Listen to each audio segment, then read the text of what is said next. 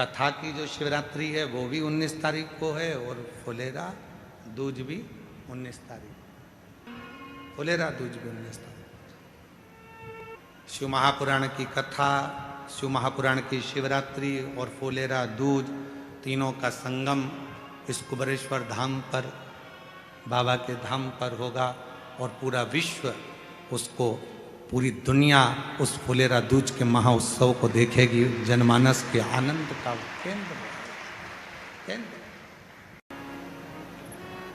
और शिव महापुराण की कथा कहती है जब भक्ति प्रबल होती है,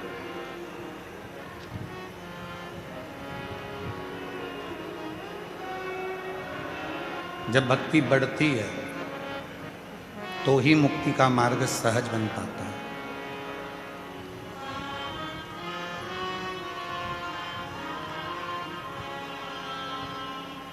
और संसार का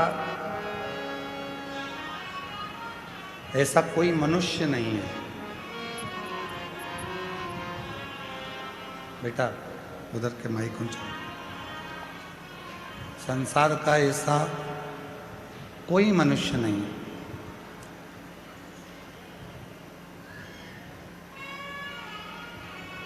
जिसको भगवान देवादिदेव महादेव ने नहीं दिया। शिव पुराण कहती है जिस दिन तुम्हारे भीतर विश्वास प्रबल हो जाता है, जिस दिन तुम्हारे भीतर विश्वास दृढ़ हो जाता है, उस दिन शिव आपकी झोलियों में खुशियां देना प्रारंभ कर देते हैं।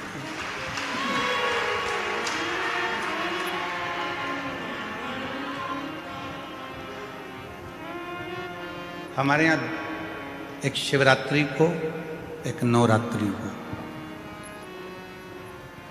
एक है शिवरात्रि और एक है नवरात्रि। इनको जोड़ा गया है रात्रि से, इनको दिन से नहीं जोड़ा गया, इनको रात्रि से जोड़ा गया।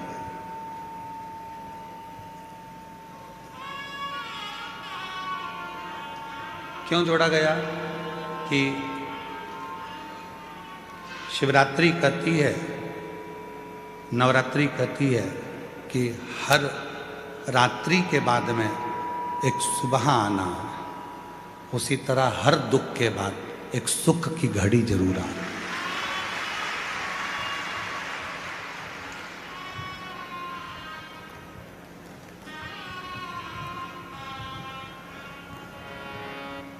ऐसा कोई संसार में नहीं जन्मा जिसको परमात्मा ने सुख नहीं दिया। थोड़ा संघर्ष हो सकता है, थोड़ा संघर्ष होगा, थोड़ा परिश्रम होगा, पर शिव देगा जी।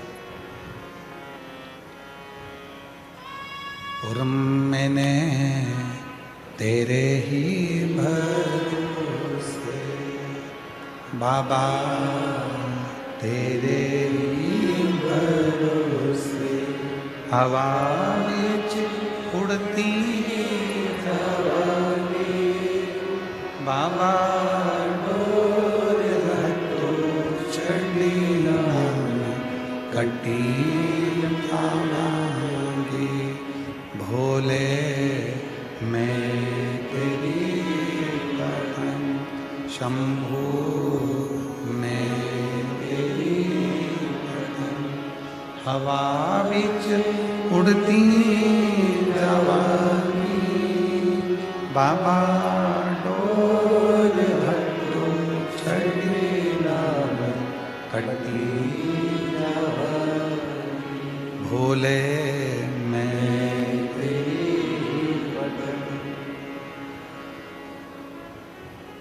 शिव कथा कहती है रात्रि आती है तो सुबह भी आए।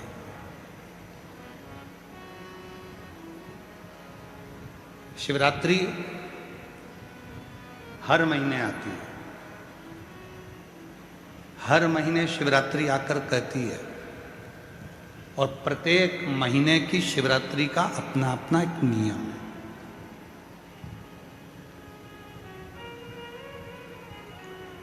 प्रत्येक महीने की शिवरात्रि का अपना नियम।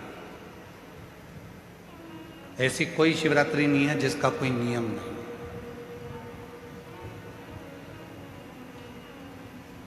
और प्रत्येक शिवरात्रि अलग अलग फल भी देती है।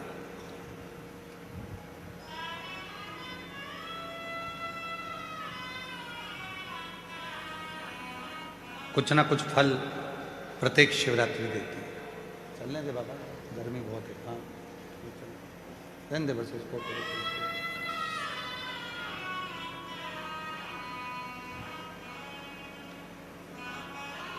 प्रत्येक शिवरात्रि फल प्रदान करती है और प्रत्येक फल अलग अलग। प्रत्येक फल जैसे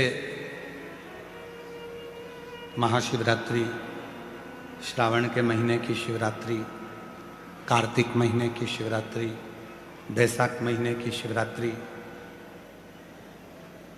एक शिवरात्रि श्रावण महीने की जिस पे आप और हम पूरा विश्व पार्थिव शिवलिंग का पूजन करता है।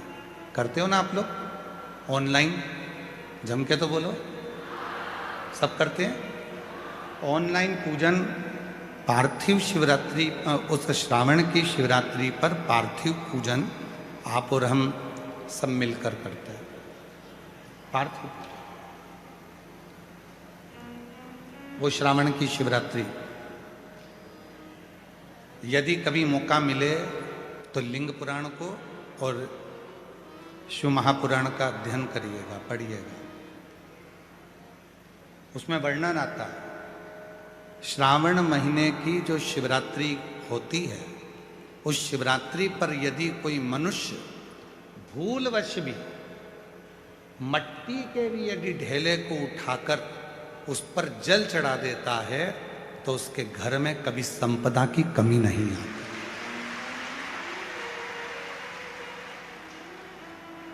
इतना श्रावण की शिवरात्रि का महत्व है।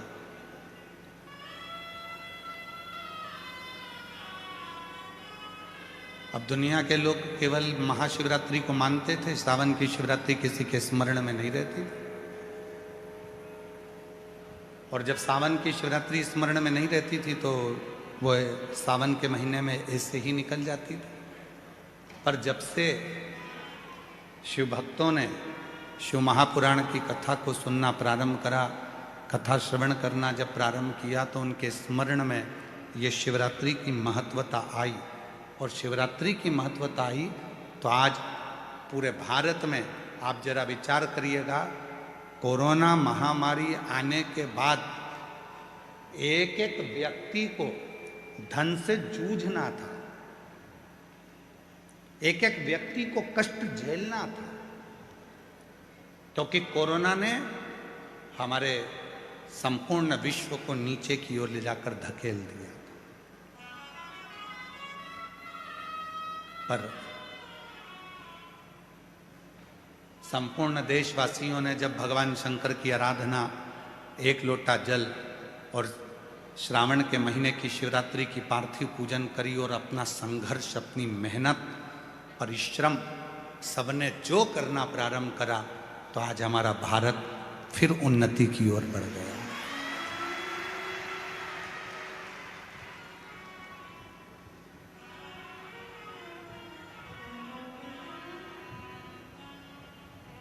कई देश ऐसे हैं 1000 पापों को समाप्त कर देता है एक पार्थिव पूजन। हमारे जीवन के ना जाने कितने कितने पाप कर्म हैं, उनको समाप्त कर देता है। जैसे दो रिश्ते हैं, अंदर का परिश्रम, दो रिश्ते हैं।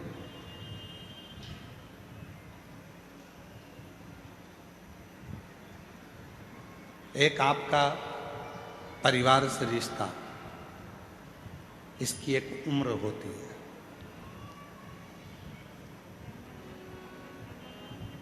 परिवार का जो रिश्ता है, इसकी एक उम्र है। जन्म लिया, रिश्ते बन गए, माँ, बाप, बहन, भाई, बुआ, फूफा, मामा, मामी, मौसा, मौसी, काका, काकी, ताऊ, ताई, नाना, नानी, ये सारे रिश्ते बन गए। ये सब रिश्ते, इनकी उम्र है। ये रिश्ते कब तक रहेंगे? जब तक आप जिंदा हैं, फिर ये रिश्ते समाप्त।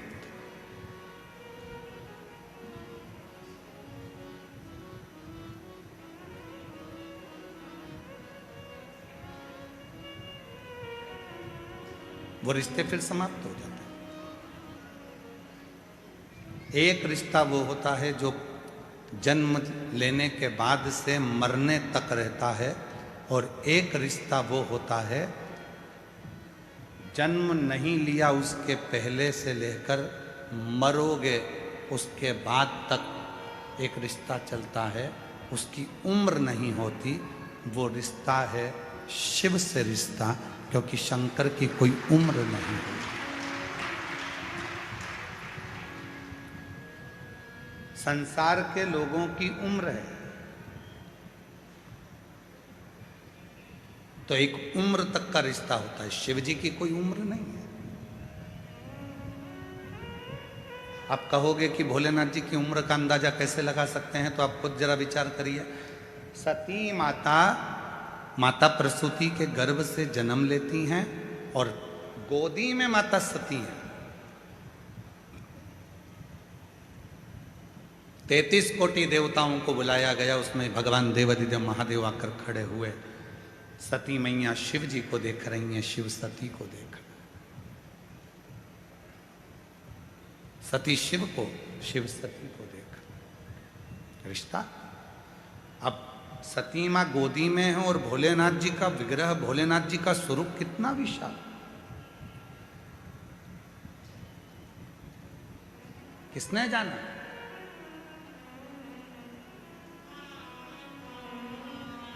महाराज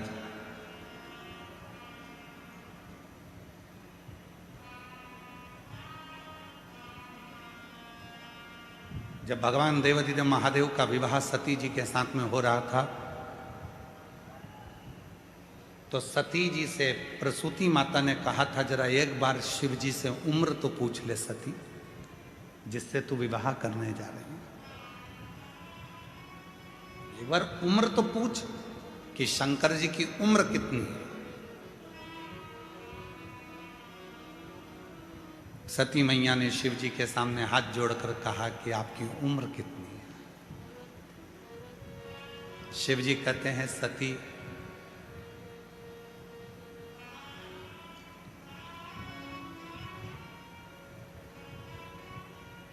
ए सती, तेरे 88 लाख जन्म तो मैंने अपनी आंखों से देखे हैं। कितने जन्म? 88 लाख जन्म तेरे मैंने अपनी आंखों से देखे हैं, और तेरे पिता के करोड़ों करोड़ों जन्म मैंने नेत्रों से देखे हैं। अब तू अंदाजा लगा ले कि मेरी उम्र कितनी हो। और दक्ष प्रजापति के पिता को भी लेकर आओ, और उनके करोड़ों जन्म मैंने देखे हैं।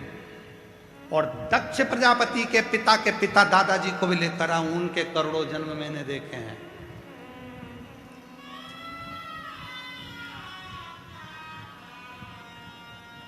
तो सती ने कहा, आपकी कोई उम्र नहीं है कि आप 50 साल, 60 साल, 100 साल, 80 साल, 90 साल, 1000, 5000, जैसे कहा जाता है राम जी महाराज की इतनी उम्र थी, भगवान कृष्ण की इतनी उम्र थी, इतनी उम्र के ये थे, तो क्या आपकी कोई उम्र नहीं? आपकी कोई उम्र नहीं। सती, यदि मेरी उम्र होती तो मैं केवल संसार के लोगों से संसार के बीच में रहकर ही रिश्ते रखता। मेरी उम्र का ठिकाना नहीं है, क्योंकि मैं अमर हूँ। इसलिए जो जन्म लेता है, जो मेरा होता है, जो जन्म नहीं लिया, माँ के गर्भ में भी आया, तब भी मैं उसका साथ देता हूँ। बाहर निकलता है तो भी साथ देता हूँ, मरता है तो भी साथ देता हूँ, मरने के बाद भी साथ देता हूँ। एक रिश्ता, एक संबंध जो मुझसे दुनिया के लोग जोड़ लेते हैं, वो संबंध वो प्रबल संबंध होता है कि वो संबंध कभी खत्म नहीं होता, समाप्त ही नहीं होता। और कोई पिछले जन्म के अच्छे कर्म मुझे बाबा तेरा साथ मिला, कोई पिछले जन्म के अच्छे कर्म मुझे बाबा तेरा साथ मिला। जहाँ सारी दुनिया झुकती है, जहाँ सारी दुनिया झुकती है, मुझे वो आली दरबार मिला, दरबार मिला।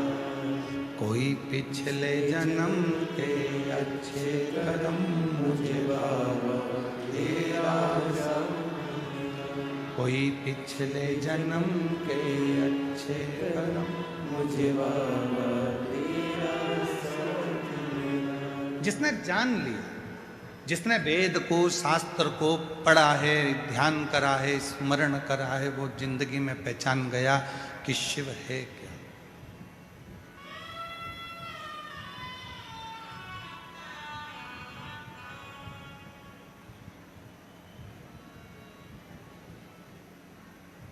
महाराज जी, लोग पूछते हैं आप रुद्राक्ष का उपाय बताते हो, दुर्वा का उपाय बताते हो, बेलपत्र का उपाय बताते हो, गेहूं के दाने का उपाय बताते हो, चावल के दाने का उपाय बताते हो, मूंग के दाने का उपाय बताते हो, काली तिल का उपाय बताते हो, काली मिर्च का उपाय बताते हो। क्या ये सब हमारे पुराणों में, शास्त्रों में है? महाराज जी, मैं निवेदन करूंगा,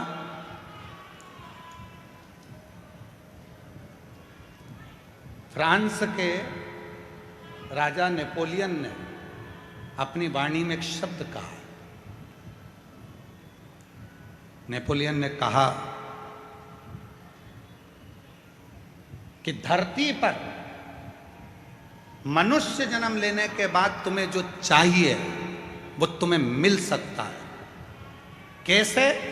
बस तुम्हें जो धरती पर चाहिए वो कहीं ना कहीं, किसी ना किसी पुस्तक में हमारे पुरखों ने लिख दिया है।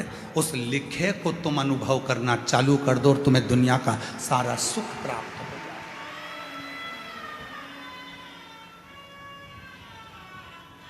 महाराज,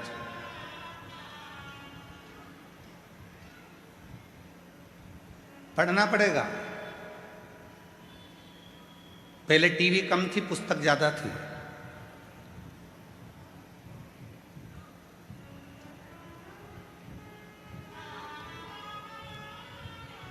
पहले टाकिज कम थे, लाइब्रेरी ज्यादा थी। पहले लैपटॉप कम थे, पुस्तकें ज्यादा थी। पढ़ना पड़ेगा। पढ़ो, अध्ययन करो, एक एक पुराण का अध्ययन करो, पढ़ो। और जिस दिन तुमने पढ़ना चालू कर दिया, हम फिर कहेंगे गीता प्रेस गोरखपुर की सारी पुराणे अपने घर में ले आओ, रोज प्रतिदिन एक एक पुराण का अध्ययन करा करो कि सियोर वाला बाबा दुर्वा चढ़ाने का बोला है तो कहाँ से बोला है, उसको पढ़ो, मिलेगा तुम्हें। अध्ययन करो, कौन सी पुराण से बोल रहे हैं मालूम पड़े, अध्ययन। सब कुछ लिखा है हमारे वेद व्यास जी ने पुराणों में। ऐसी कोई चीज नहीं है जो पुराणों में या शास्त्रों में वर्णन नहीं करे। 18 पुराण, 6 शास्त्र हमें जो दिए गए हैं, 4 वेद जो हमको दिए गए हैं, अच्छे अच्छे विद्वानों ने अपनी अपनी पुस्तकों में बहुत कुछ हमको दिया है। हम उनको छोड़कर, उसके बाद भी हम अपना सनातन धर्म छोड़कर दूसरे धर्म की पुस्तकों की बड़ाई करें तो चुल्लू भर पानी में डूब मरो।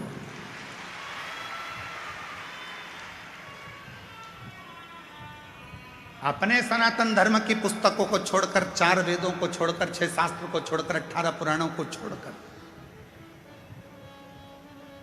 और हमें दूसरा धर्म यदि पसंद आ रहा है कि उनकी उसमें ये लिखा था तो उनके उसमें ये लिखा था तो उनके उसमें ये लिखा था, हमारे पुराणों में, हमारे शास्त्रों में, हमारे वेदों में कम लिखा है।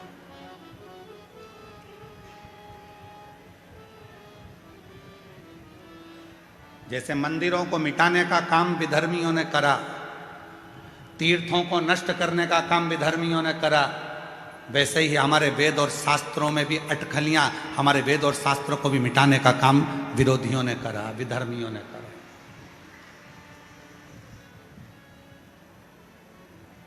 पढ़ता नहीं है व्यक्ति, बस कह देता सियोर वाले महाराज जी ने कहा था, ये करा वो करा, सियोर वाले महाराज जी ने बोला था कि बेलपत्र को ऐसे चढ़ाना, ऐसे एक बेलपत्र की डंडी की दिशा की भी मूलता रहती है कि डंडी कहाँ रखना है।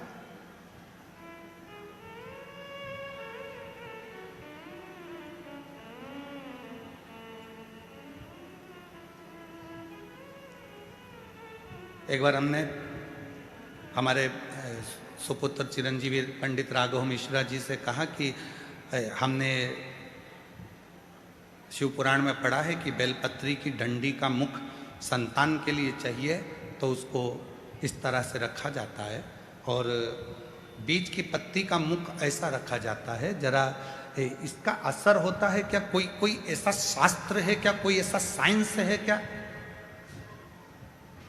तो हमने कहा तुम्हारे गूगल में सर्च करो, क्या वो साइंस है? तो पंडित राघव मिश्रा जी ने उसको निकाला और उसको निकाल कर वो हमको बता रहे थे। कहाँ बैठे हैं वो? राघव कहाँ है? हाँ, दे उसको माइक दो, जरा माइक दो, वहीं से बोलो। हाँ, वहीं से। कि तितली उड़ती है तो उसके पंख किस दिशा में जा रहे हैं, उसका भी असर संसार के लोगों पर पड़ता है, तो एक बेलपत्र की डंडी का भी असर पड़ता है। ये गूगल कह रहा है, ये रिसर्च सेंटर कह रहा है, ये साइंस कह रहा है। प्रदीप मिश्रा तो बाद में बोला है। ये सब चीजें लोग उसको अनुभव कर रहे हैं कि बेलपत्र की डंडी प्रदीप मिश्रा जी ने यहाँ चढ़वा दी, दुर्वा यहाँ चढ़वा दी, जल यहाँ चढ़वा दिया, स्थान पर गेहूं चढ़वा दिया, चावल का स्थान ये बता दिया, तो इसका असर क्या होता है? आपने जिसको पढ़ा है, क्या कहते हैं उसको? Butterfly effect. साइंस में एक बटरफ्लाई इफेक्ट बताया गया, जिसमें बताया गया कि एक चींटी अगर कन्याकुमारी में चल रही है तो उसका असर कश्मीर में पड़ रहा है। जोरदार ताली बजाकर साथ हो जाइए। चींटी कन्याकुमारी में चल रही है तो उसका असर, वो कहे बटरफ्लाई इफेक्ट। ये एक रिसर्च सेंटर ने रिसर्च किया कि एक तितली का पंख भी ऊपर नीचे होता है तो उसका फर्क संसार के लोगों पर पड़ता है, तो हमारी बेलपत्र चढ़ाने का फर्क हमारी जिंदगी में क्यों ना पड़ेगा? बैठ जाइए, साधु बात। हमने कहा हम इसको बोलते आ रहे हैं, लगभग हमको बोलते इन सब चीज़ों को सालों हो गए। तो जरा अब इस पर साइंस कितना काम कर रहा है वो देखो, साइंस काम कितना कर रहा है वो देखो। तो राघव जी ने उसको सर्च मारा, निकाला, फिर उन सब सर्चों को देखा गया कि कितना कितना कौन कौन से देश पर केवल जरा से पंख का असर कितना होता है। फूल की दिशा, आज दुनिया के लोगों को तो भगवान को फूल चढ़ाना भी नहीं आता।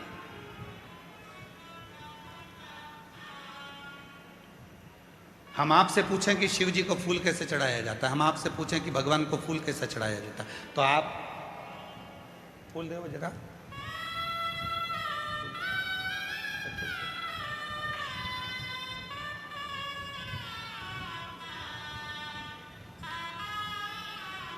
आप और हम फूल कैसे चढ़ाते हैं?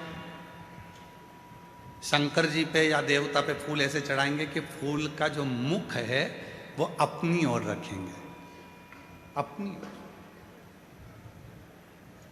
और डंडी का मुख कहाँ रखा?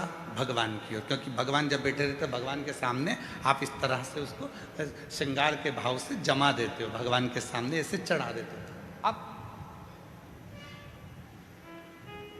भगवान है यहाँ, फूल चढ़ा रहे हो, मुख उधर और भगवान बैठे इधर।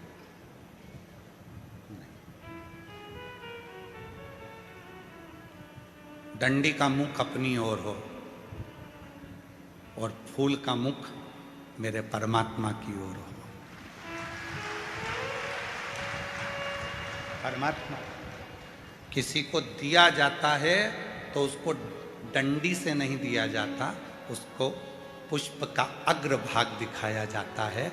जब फूल का आगे का भाग उसको दिखाते हैं तो वो समझ जाता है कि डंडी में कांटे हैं और इसने अपनी जिंदगी में सारे कांटों को संभाल कर रखा है, तो इसकी जिंदगी को मुझे फूल की तरह कर देना है। वो समझ जाता है,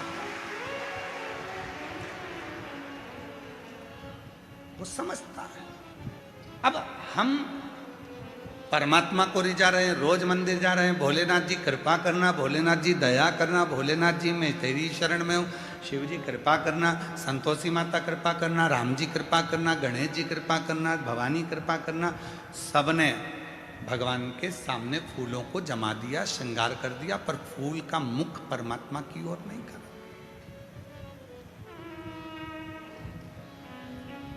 हम क्या सोचते हैं कि फूल जो भी मंदिर देखे उसको अच्छा लगना चाहिए। उसको ये नहीं देखा कि भगवान को अच्छा लगा कि नहीं लगा, अपने को अच्छा लगना चाहिए। और फल हमें मिला नहीं, पूरी जिंदगी हो गई। 3 चावल के दाने का महत्व हमने पहले कहा था। एक रात्रि को 9:15 पर करने वाला उपाय हमने पहले कहा था। आज दुनिया के लोग वो रात्रि के 9:15 वाला जब उपाय करते हैं तो उनको उसका फल क्यों मिलता? एक पत्र आया, अभी हम पत्र ज़्यादा पढ़े नहीं क्योंकि थोड़ा समय ज़्यादा हो गया था। 2 पत्र पढ़े हैं, अभी पढ़ेंगे जब बीच में कहीं भजन वजन आएगा तो उसमें हम पढ़ लेंगे। तो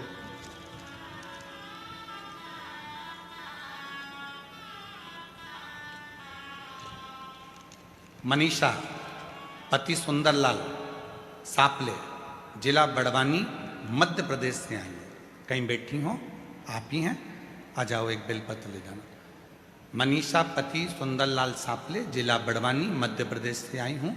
मेरे पति भगवान पर विश्वास नहीं रखते थे। मैं जल चढ़ाने जाती थी तो चिल्लाते थे, मगर कुबेर भंडारी की ऐसी कृपा हुई कि मेरे पति अब मेरे साथ 1 लोटा जल चढ़ाने मंदिर जाते हैं। 1 लोटा जल की महिमा क्या बताऊं गुरुजी। पति ने विश्वास कब करा? जब मैं अपने पति को जल चढ़ाने के लिए लेकर चली गई। पति की पूरी उम्र निकलती चली गई, 45 साल की आयु हो गई और मेरे पति ने मुझसे शर्त लगाई। तेरा सीहोर वाला बाबा कहता है कि बेलपत्री पर शहद लगाकर चढ़ाकर जाओगे सफलता मिलती है। क्या मेरी 45 साल की उम्र में सरकारी नौकरी लग सकती है? पत्नी ने कहा वो सीहोर वाला बाबा नहीं है, शिव कथा करता है, तुम मेरे साथ आज चलो। पहली बार मेरा पति शहद की बेलपत्र लेकर शिव के मंदिर गया। बेलपत्र चढ़ाने का तरीका जो आपने बताया था वैसा की वैसा ही करा और आज मेरे पति की 45 वर्ष की आयु में सरकारी नौकरी लग गई। मैं बाबा को यहाँ धन्यवाद देने के लिए, 45 वर्ष की आयु में मेरे पति की सरकारी नौकरी लग गई। मैं बाबा को प्रणाम करने आई हूँ। और दूसरी बात कहना चाहती हूँ, आप कहते हो गेहूं के दाने अशोक सुंदरी वाली जगह पर चढ़ाने से वैभव बनता है। मैंने बाबा को गेहूं के दाने चढ़ाए, जिससे 3/12/2025 को बाबा की कृपा से, आज बाबा की करुणा से मेरा खुद का 2 मंजिल का मकान बन गया। मैं बाबा को धन्यवाद देने के लिए। शिव किसको कहते, शंकर किसको कहते? एक तरीका आपकी जिंदगी में हो।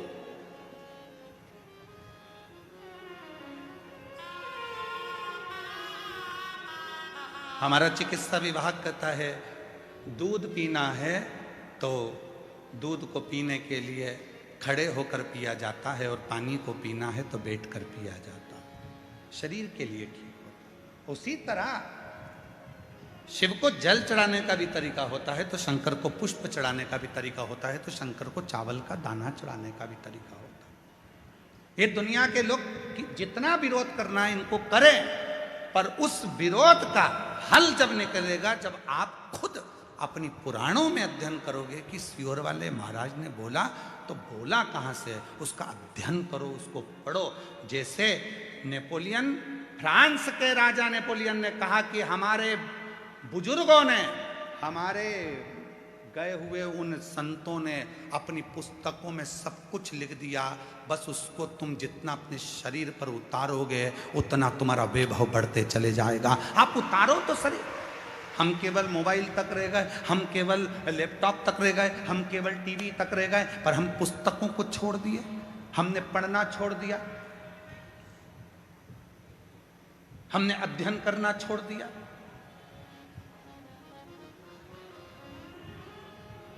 सूरत वाले सोमानी जी बैठे हुए हैं, कहाँ है सोमानी जी? हाँ ये बैठे। सोमानी जी के घर पर हम जब सूरत में गए तो इनका बड़ा पोता बहुत बोलता है, और वो बड़ा पोता हमारे पास में आकर बैठ गया, और पास में बिल्कुल बाजू में आकर बैठा। उसका फोटो भी हम कल आपको होगा तो दिखाएंगे। बिल्कुल बाजू में आकर बैठा, और बाजू में आकर बैठकर बोलता है कि बहुत आगे बढ़ने के लिए क्या करना चाहिए? तो हमने कहा खूब पढ़ना चाहिए। तो कहा ये तो मम्मी भी बोलती है, ये तो दादी भी बोलती है। तो हमने कहा गुरु भी यही बोलता है, पढ़ो, तुम बढ़ जाओ।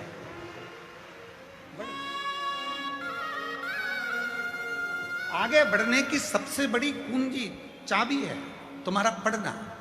केवल विरोध करना नहीं, उसको पढ़ो।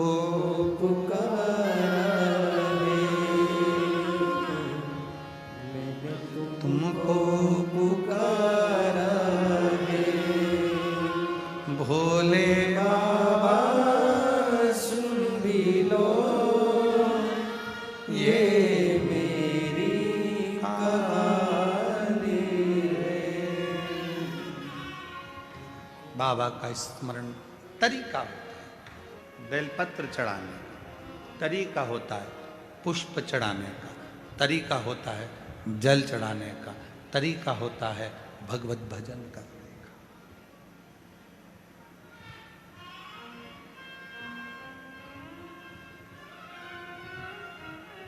सारे तीर्थों में जाइए, हम मना नहीं करेंगे, वहां तुमको जैसा करना है वैसा करो, पर कुबेरेश्वर धाम की धरा पर आओ तो 5 छोटे छोटे कंकर बीन कर उसकी आराधना साधना कर कर बैठ कर 108 बार श्री शिवाय नमस्तुभ्यम कहो।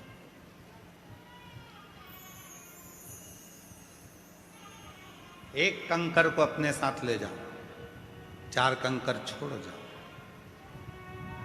झोली पसार कर प्रणाम कर कर उसको विनय करो कि बाबा तुम्हें मेरे साथ चलना है, बेटी बहुत दुखी है, उसके दुख को हरना है, तुम्हें कृपा करना है, तुम्हें उससे भी।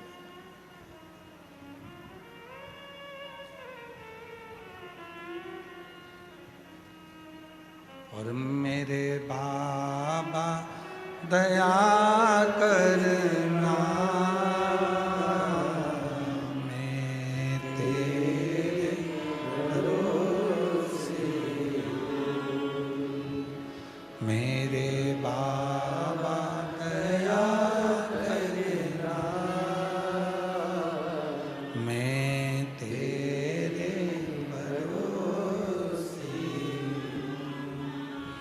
ना घर के भरोसे हूँ, ना परिवार के भरोसे हूँ,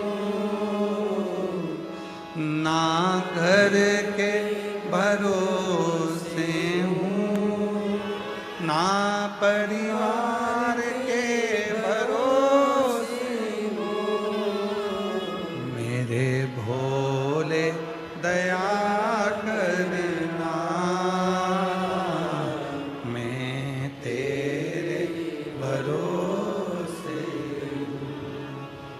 भोले बाबा दया करना, मैं तेरे भरोसे। हम उसके आश्रित हो जाएं, आश्रित। कई लोग कह देते हैं, आपने कहा कि एक बेलपत्र लेना, एक चावल का दाना लेना, एक दुर्वा लेना। कभी आप कह देते हो कि कनेर का फूल के साथ लाल कलर का चावल का दाना लेना। सबका तरीका है, सबका स्वरूप है, सब फल देते हैं, बस विश्वास के साथ करना होता है, विश्वास के साथ। एक पत्र आया है,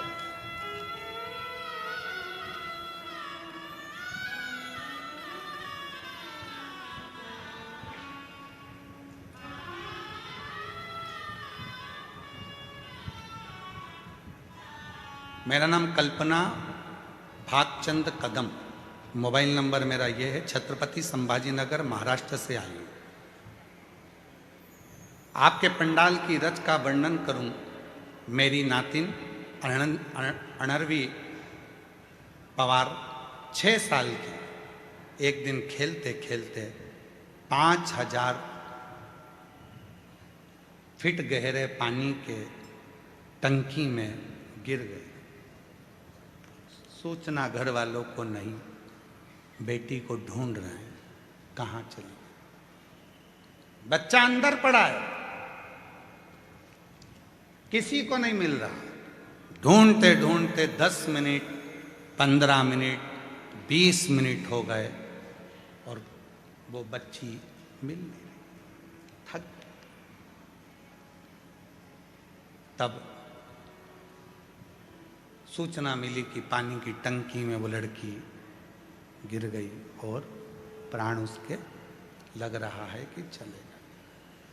पूरा घर, कहीं बैठी हों, छत्रपति संभाजी नगर से, मेरा नाम कल्पना भागचंद कदम, छत्रपति संभाजी नगर से मोबाइल नंबर है, आ सकते हैं। सूचना मिली कि वो तो अब हाथ से निकल।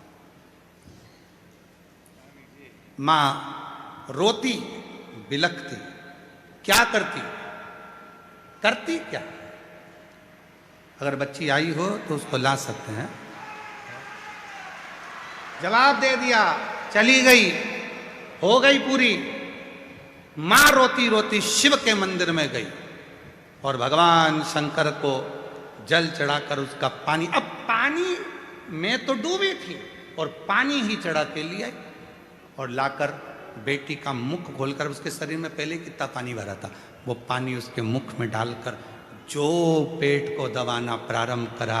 डॉक्टर से कहा कुछ तो करो, जो दबाया, हल्की सी हापड़ी भराई, जो आधे घंटे से पानी की टंकी में पड़ी थी वो जिंदा निकल गई। ये शिव है, इसको शिव कहते हैं, इसको शंकर कहते हैं। याद आया उसको, सियोर वाला बाबा बोला था 1 लोटा जल सारी समस्या का हल है। याद आया, दौड़ पड़ी, मेरी बेटी मेरे हाथ से चली, दौड़। फिर कल वाली लाइन याद रखना, अरे भीड़ में तन्हाई प्यास की गहराई में मुझे तुम याद आते हो, मुझे तुम याद आते हो। भीड़ में तन्हाई में प्यास की गहराई में मुझे तुम याद आते हो,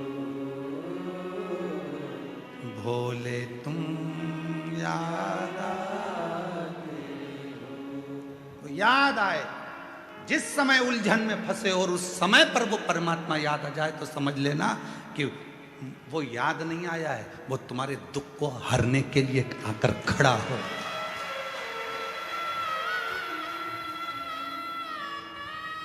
तुम्हारे दुख को मिटाने के लिए वो खड़ा हो गया। वो याद नहीं आया, वो स्वतः आया, स्वतः। रोते नहीं, अब खुश हो जा। अभी तो पापा ने दे दी बात खुश। रोते नहीं, आंसू पोछो। अच्छा आंसू पोछो, आंसू पोछो। खुश शंभू प्रणाम करो बाबा। यही बेटी है जो आधे घंटे तक पानी की टंकी में पड़ी रही है। पानी शिव है, वो शंभू है, उसको शिव कहते हैं। ले प्रणाम करो।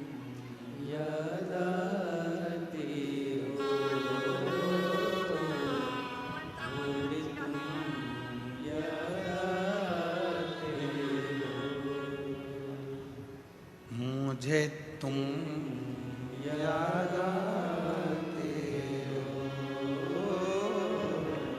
मुझे तुम याद आते हो। वो याद आना चाहिए, और जब वो याद आएगा तुम्हारा आधे से ज्यादा दुख अपने आप समाप्त हो जाएगा।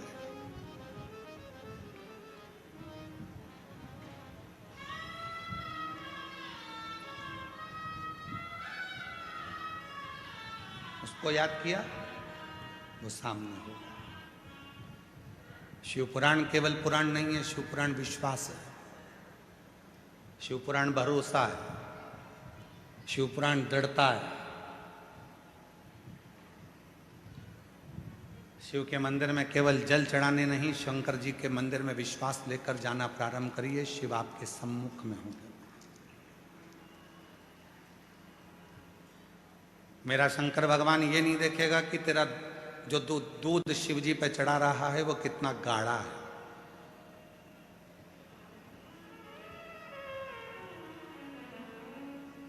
लोग लोगों से लड़ लेते हैं, क्यों भैया हमने तुमको 600 रुपए दिए है और तुमने इतना पतला पतला दूध शंकर जी को चढ़ाने के लिए दे दिया। शिव जी नहीं देखता कि दूध गाढ़ा कितना है, शिव जी ये देखते हैं कि तेरा विश्वास कितना गाढ़ा है।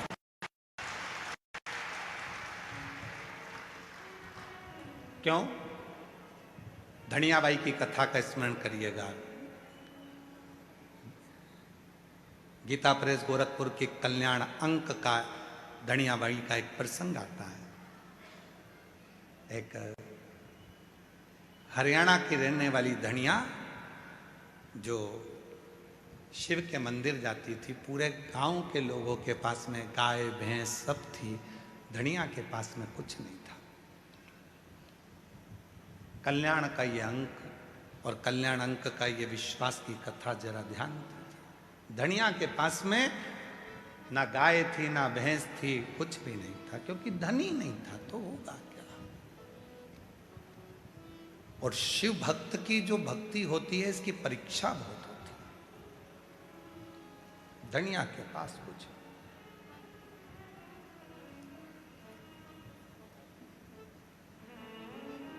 दो बेटे हैं, दोनों दिन भर काम करते हैं, थोड़ा सा जो मिलता है उससे गुजारा कर लेते हैं, जो मिल गया। शिवरात्रि का उत्सव आ गया।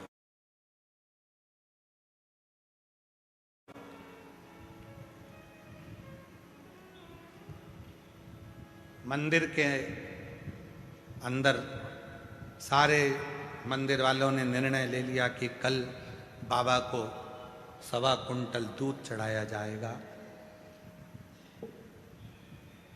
और दूध लाना जरूरी है। अगर दूध लेकर नहीं आए तो कल हम तुम्हें बाबा के दर्शन भी नहीं कराएंगे और अंदर भी नहीं जाने देंगे। जो दूध लेकर आएगा वो आगे बैठेगा, जो दूध लेकर आएगा वो अग्रण्य हो, नहीं तो अंदर नहीं आना। दूध लाइए तो अंदर आइए। धनिया आज मंदिर नहीं गई। बेटों ने पूछा, मां तू मंदिर नहीं गई? हाँ। क्यों? वो घर में दूध नहीं है ना। तो दूध नहीं है तो दूध से मंदिर का क्या मतलब? आज तो शिवरात्रि है, तुझे तो मंदिर जाना चाहिए। दूध नहीं तो दूध से क्या नहीं। वो मंदिर में सब ने बात करी कि कल मंदिर में जल वही चढ़ाएगा या मंदिर में वही आएगा जिसके पास में दूध हो, और वो दूध लेकर आना, वो दूध लेकर आना। बेटे गए सेठ जी के यहाँ जाकर कहा मैं तुम्हारे यहाँ झाड़ू लगाता हूँ, थोड़ा सा दूध मिल जाता तो मेरी माँ मंदिर चली जाती। सेठ जी कहने लगे तेरा बाप रख के गया, तेरा बाप रख कर गया है क्या दूध? रत्ती भरना दिया है। दूसरे बेटे ने अपने सेठ जी से कहा सेठ जी थोड़ा सा दूध मिल जाता, मेरी माँ मंदिर चली जाती। काम कर, भीख मंगना है तो बाहर जा, यहां काम करता है ना, बस रोटी मिलती है ना, बस चल काम कर। दूसरा बेटा भी हताश हो गया। मां आज मंदिर नहीं गई, धनिया पूरा मंदिर में भीड़ लगी है और धनिया नहीं आई है। जितनी बेचैनी धनिया को शिव से मिलने की थी, उतनी बेचैनी मेरे कैलाश अधिपति शंकर को धनिया से मिलने की थी, उतनी बेचैनी। वो लाइन फिर स्मरण में लाई है, तुझसे मिलने के लिए तेरी कसम, तुझसे मिलने के लिए तेरी कसम, एक मुलाकात जरूरी है सनम, एक मुलाकात जरूरी है सनम। धनिया घर में रो रही है, बिलख रही है, आज बाबा का दर्शन शिवरात्रि पर नहीं हुआ। शिवरात्रि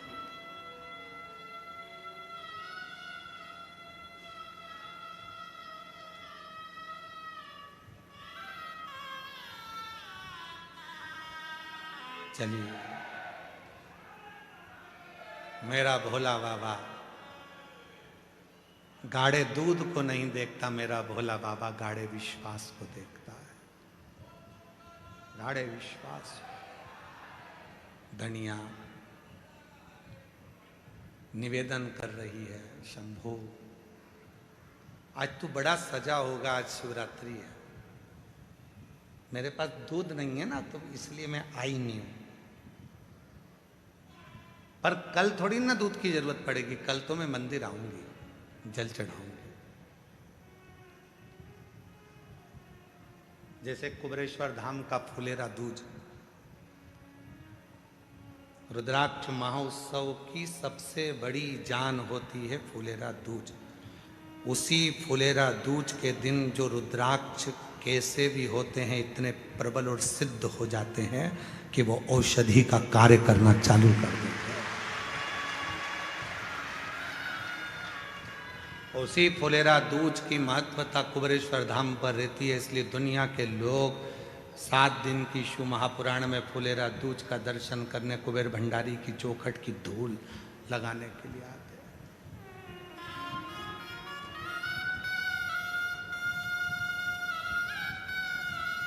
और अब की बार तो बाबा ने बड़ी कृपा करी कि कथा के छठे दिन, जिसको हम लोग शिवरात्रि कहते हैं छठे दिन को, उसी दिन फुलेरा दूज भी पड़ रहा है 19 तारीख। तो कथा की जो शिवरात्रि है वो भी 19 तारीख को है और फुलेरा दूज भी 19 तारीख, फुलेरा दूज भी 19 तारीख। और शिव महापुराण की कथा, शिव महापुराण की शिवरात्रि और फुलेरा दूज तीनों का संगम इस कुबरेश्वर धाम पर, बाबा के धाम पर होगा और पूरा विश्व उसको, पूरी दुनिया उस फुलेरा दूज के महाउत्सव को देखेगी। जनमानस के आनंद का केंद्र।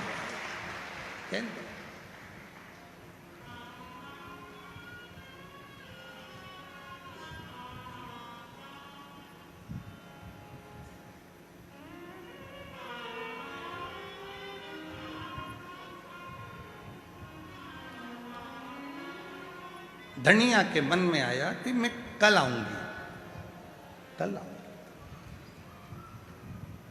आज तो दूध चढ़ना है ना, तो मेरे पास में है नहीं, मैं कल जरूर आऊंगी, कल पहुंचूंगी। शिव जी से वो ऐसी बात कर रही है मन मन में। आप लोगों में से कई मेरी बहनें ऐसी हैं, कई मेरी जीजियाँ, कई मेरे जीजा, कई मेरी बेटियाँ, कई बेटा, कई मेरे बुजुर्ग माँ बाप ऐसे हैं जो बैठे बैठे भगवान से बात करते रहते हैं। बात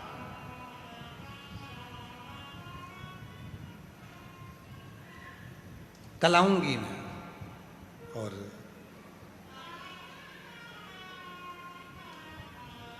दूसरे दिन पहुंच गई, लोटा भर के जल था,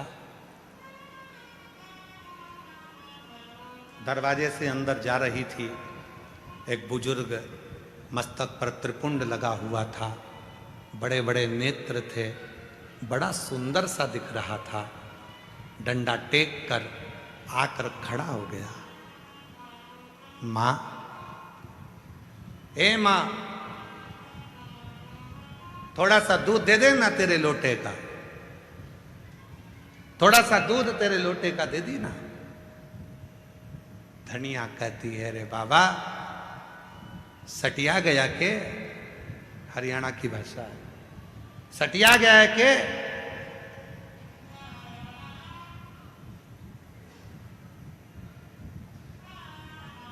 ए बुढ़ा, सटिया गया के तू?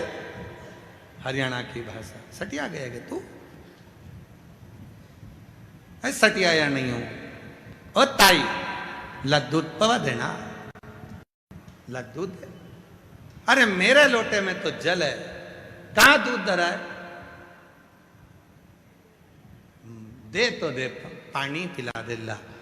धनिया ने जो लोटे में से जल डाला, जल तो नहीं था, दूध गिर रहा था और मेरा महाकाल पी रहा था।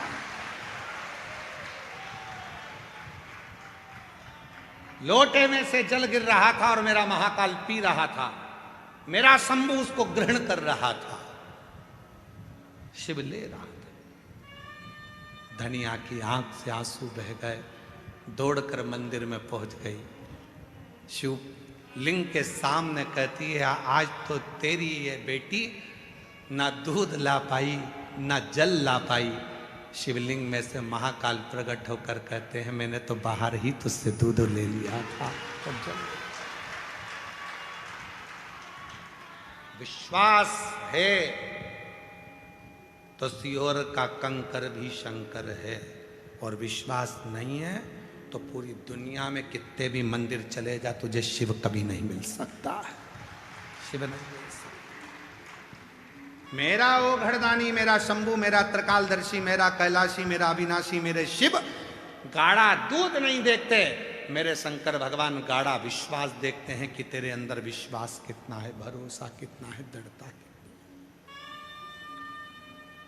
कितना भरोसा, कितना विश्वास।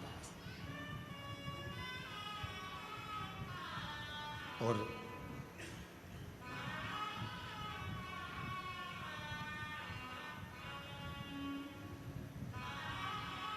जब विश्वास दृढ़ हो जाता है तब शिव सामने आता है, तब भगवान शंकर सम्मुख होता है।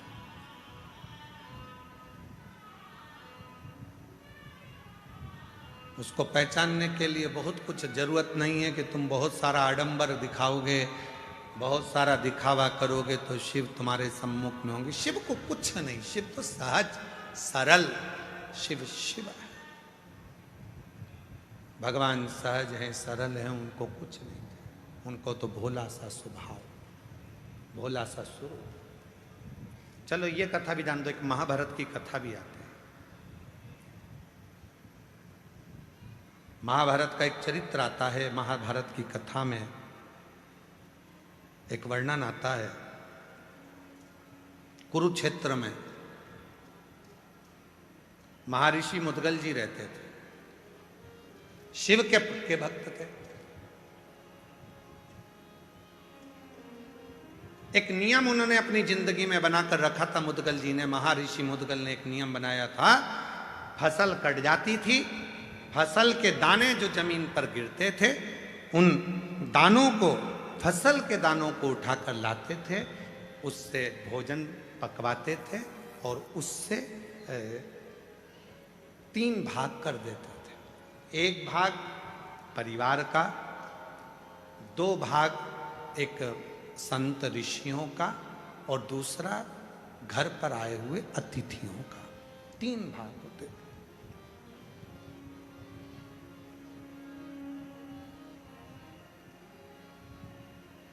कुरुक्षेत्र में रहते थे मुदगल जी, शिव के बड़े उपासक थे, शंकर की बड़ी भक्ति करते थे,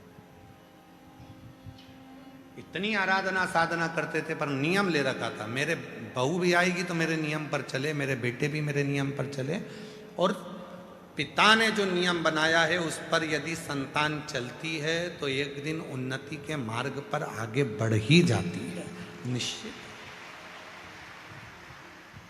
मुदगल जी ने नियम बनाया, और मुदगल जी ने क्या नियम बनाया कि जो भी जमीन पर अन्न गिरेगा उसका दाना लाएंगे, उसको पिसवा कर उसका अनाज बनाकर पकाकर 3 हिस्से करेंगे। एक हिस्सा भगवान ऋषियों के लिए, दूसरा तिथियों के लिए और तीसरा अपने परिवार के। यही क्रम चलता रहा, यही क्रम चलता रहा। अब बारी आई है मेरे भोले बाबा की परीक्षा की। शिव जी ने परीक्षा लेने के लिए एक ब्राह्मण का रूप ले लिया और मुदगल जी के घर पहुंच गए।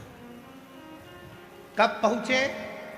जब पूरी पृथ्वी पर अकाल पड़ गया, अन्न का दाना ही नहीं होता, और अन्न का दाना ना होकर अकाल जब समाप्त हुआ तो लोगों ने अपनी जमीन को जोता है, तैयारी करी है और अन्न बोया है। उसमें से थोड़ा सा अन्न उठाकर लाए थे, थोड़ा सा मिला था, बहुत थोड़ा सा, उसके भी 3 हिस्से कर दिए गए थे।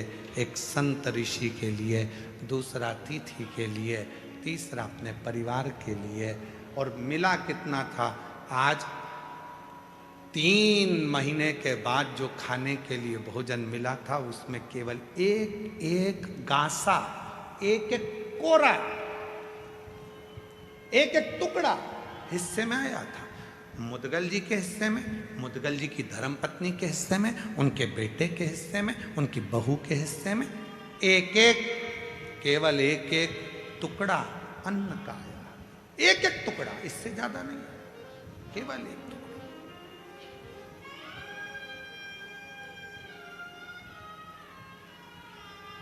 बाबा पहुंच गए। बहुत परीक्षा लेता है बाबा। कल आपको कथा में कहा था, सबसे पहले याद रखना, शिव तुम्हें धन नहीं देंगे, दौलत नहीं देंगे, संपदा नहीं देंगे। शंकर भगवान सबसे ज्यादा तुमको क्या देंगे? तुम्हें प्रखर, प्रबल धैर्य धारण करना तुम्हें सिखा देंगे, तुम्हें मजबूत कर देंगे। सबसे पहले शिव तुम्हें मजबूत ही देते हैं, तुम्हें प्रबल बनाते हैं। इतनी ठोकर मारेंगे, इतनी ठोकर मारेंगे कि तुमको मजबूत बना दे। और ठोकर जिंदगी में याद रखना, ठोकर कभी पहाड़ से नहीं लगती, ठोकर हमेशा छोटे मोटे पत्थर से ही लगती है। ठोकर कभी पहाड़ से नहीं लगती। कौन है जिसको पहाड़ से ठोकर लगी? एक को लियाओ पकड़ के कि जिसको पहाड़ से ठोकर लगी हो। पहाड़ से ठोकर कभी किसी को नहीं लगती, ठोकर हमेशा छोटे मोटे पत्थर से ही लगती है। इसलिए घर जो टूटता है वो छोटी मोटी बात से टूटता है, बड़ी बात तो धरी की धरी रह जाती है। बहुत बड़ी बड़ी बात निकल जाएगी, बहुत बड़े बड़े काम निकल जाएंगे, बहुत बड़ा बड़ा समय निकल जाएगा, पर छोटा सा समय व्यक्ति को झंझोड़ कर रख देता है। वो छोटा सा, क्योंकि ठोकर छोटे पत्थर से ही लगती है, छोटे पत्थर।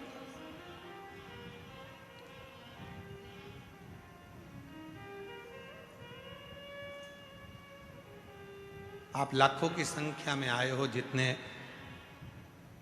ये 3 डूम का एक डूम है, पीछे 3 डूम लगे हैं, इधर पंडाल अलग लगा है, इधर टेंट पंडाल अलग लगा है, मंदिर प्रांगण में लोग बैठे हैं, 3 पंडाल पीछे हैं, ग्राउंड में लोग अपना अपना चादर लगाकर झोपड़ी बनाकर बैठे हुए हैं। नीचे धर्मशाला के कहीं कहीं पेड़ों की छांव में लोग बैठे हुए हैं।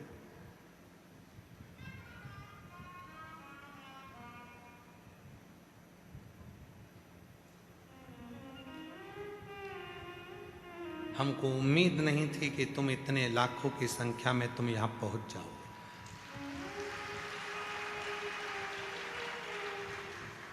कारण अब की बार हमने कथा में बहुत कम मात्रा में निमंत्रण दिया। क्यों? क्योंकि व्यवस्थाएं करने में हमको लग रहा था कि ये पहले रुद्राक्षोत्सव वहाँ होता था, जगह छोटी पड़ती थी, फिर करा व्यवस्थाओं को बढ़ाते आज इस ग्राउंड को भी कहीं अहंकार होगा तो वो भी टूट गया, जो आप इतनी संख्या में पहुंचे हो गागर में सागर। पहले पिछले रुद्राक्ष उत्सव का रजिस्टर देखे तो उस रजिस्टर में था कि 80 कुंटल आटा एक दिन में उठता था।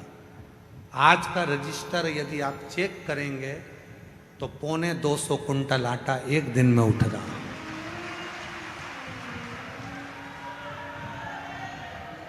परोसने वाले ये पूरे मालेगांव की टीम बैठी हुई है और 250 कुंटल आटा और लगभग 250 कुंटल चावल प्रतिदिन का उठता है बाबा के, प्रतिदिन 250। उतना ही मिक्सचर, उतनी बूंदी, उतना ही मक्खन बड़ा, सब सामग्रियों का अंदाजा जरा लगाया जाए।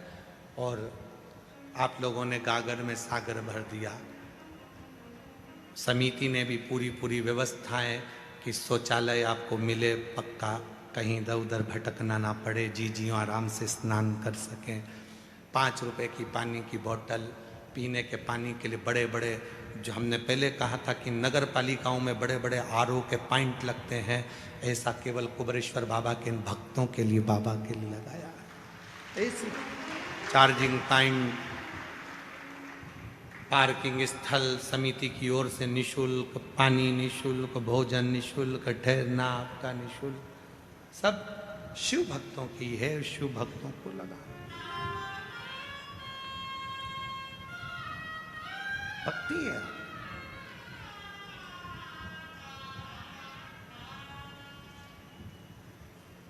और आज भी हम बाबा जी से कह रहे थे, भोलेनाथ जी से, बाबा धीरे धीरे भेजना इनको, यहाँ धीरे धीरे भेजना, आराम आराम से। बाबा संभालना, प्रशासन संभाल रही है, तू भी संभालना, धीरे धीरे संभाल।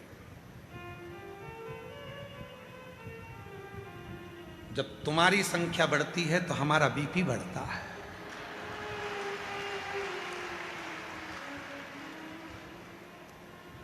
लोग पूछते महाराज जी आज तुम्हारा चेहरा उतरा है, ये बढ़ गए हैं।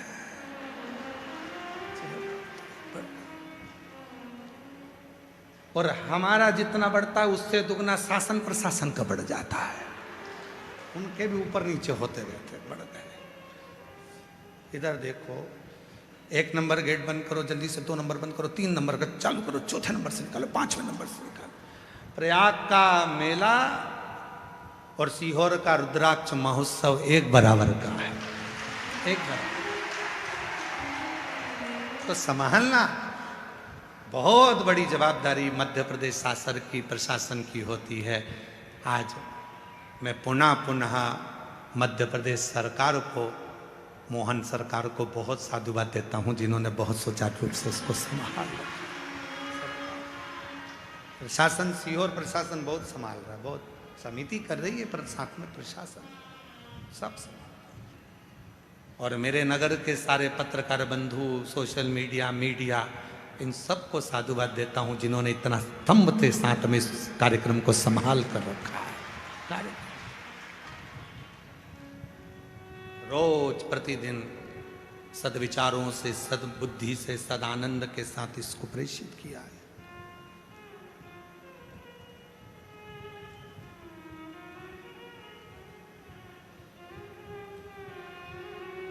शिव कथा कर रही है। मुदगल ऋषि का चरित्र करा। शिव परीक्षा बहुत लेते हैं, बहुत परीक्षा, बहुत परीक्षा, इतनी परीक्षा लेते हैं कि परीक्षा की फिर क्यों? क्योंकि वो तुम्हें बुलंद मजबूत करना चाहते हैं। बहुत ठोकर देगा शिव, बहुत ठोकर देगा। बहुत ठोकर पड़ने के बाद लोग स्वीकार करेंगे कि हाँ ये सत्य है। बहुत ठोकर पड़ेगी तब स्वीकार करेंगे। पहाड़ से किसी को ठोकर नहीं लगती, पत्थर कंकर से लोगों को ठोकर लगती है। इसलिए याद रखना, छोटी छोटी बातों से ही घर टूटता है। छोटी बातों को इधर से सुना उधर से निकाल दिया। परिवार को लेकर चलो, एक दूसरे के होकर चलो, मजबूत होकर चलो। एक बहुत बड़ा वायरस आज दुनिया में आ गया है, कोरोना से भी बड़ा है।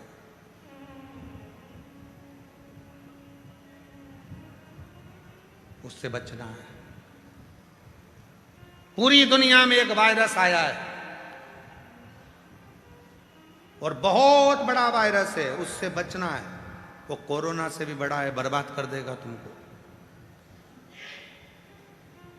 वो वायरस का नाम है क्या बोला, किसने बोला, कब बोला, क्यों बोला, मेरे लिए बोला, तेरे लिए बोला, किसके लिए बोला, क्यों बोला, कब बोला, कैसे बोला, सही में बोला कि गलत में बोला, मेरे लिए बोला। ये वो वायरस है जो तुम्हारे घर को भी और तुम्हें भी एक दिन बर्बाद करके रख देता है। ये वायरस तुम्हें भी बर्बाद कर देता है, तुम्हारे घर को भी बर्बाद कर देता, अपने आप को भी बर्बाद कर देता। क्यों? मेरे लिए बोला था, हाँ मेरे लिए। उसने बोला, कब बोला, कैसे बोला, क्यों बोला, किसने बोला, ये बोला ही वायरस है। कैसे बोला, उसकी इतनी हिम्मत, मेरे लिए बोला, कब बोला, ये वायरस है बहुत बड़ा। ये व्यक्ति को बर्बाद कर देता। और जिस दिन तुमने सोच लिया आग लगे बस्ती में अपन रहो मस्ती में, क्या किसको रोइए चादर तान के सोइए, वो वायरस दिमाग से निकल जाएगा। बोल दिया तो बोल दिया, जान दे अपन तो कड़ी चावल खाओ और श्री श्री भाई नमस्ते जान दे, बोले बोल जान दे, क्या कर भजन शिवोहम, बोलो शिवोहम शिवोहम शिवोहम। जब तुम्हें लगने लगे कि ये बहुत ज़्यादा महान दिख रहा है और मैं तो उसके आगे हल्का दिख रहा हूँ, तब याद करना क्या बोलना है, शिवोहम, मैं शिव हूँ, मेरे अंदर शिव है, मैं शंकर, मैं ओ घड़दानी, मेरे भीतर शिव समाया है। शिवोहम शिवोहम शिवोहम शिवोहम। शिव को भजो, शंकर शिव का स्मरण, तब सुख है।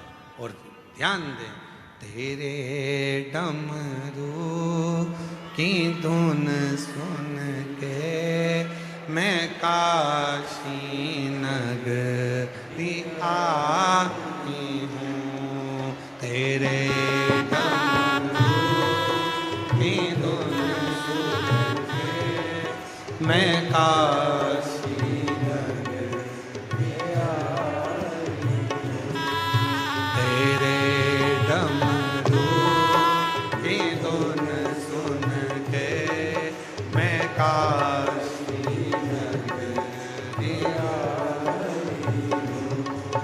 मैं काशी नगरी आई हूँ, मैं काशी नगरी आई हूँ, मैं काशी नगरी आई हूँ, मैं काशी नगरी आई हूँ।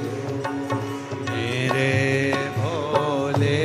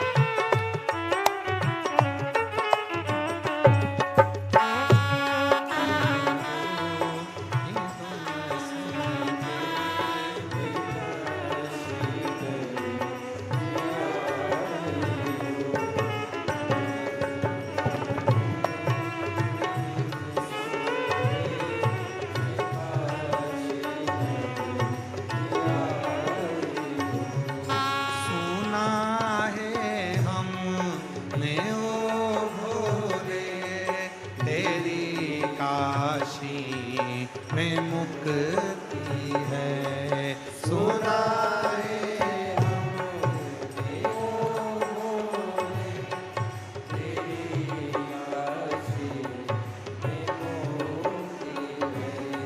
सोना है हमने ओ भोले, तेरी काशी में मुक्ति है। सुना है हमने ओ भोले, तेरी काशी में मुक्ति है। उसी मुक्ति को पाने को मैं काशी नगरी आई हूँ। उसी मुक्ति को पाने को मैं काशी नगरी आई हूँ। मेरे भोले ओ बम भोले, मैं काशी नगरी आई हूँ। मेरे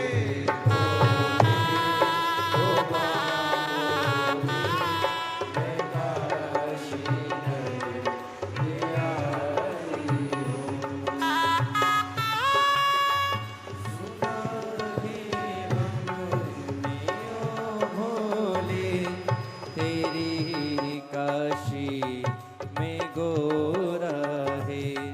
सुना है हमने ओ भोले, तेरी काशी में गोरा है। सुना है हमने ओ भोले, तेरी काशी में गोरा है। उसी गोरा को पाने को मैं काशी नगरी आई हूँ। उसी गोरा को पाने को मैं काशी नगरी आई हूँ। मेरे भोले ओ बम भोले, मैं काशी नगरी आई हूँ। मेरे भोले ओ बम भोले, मैं काशी नगरी आई हूँ।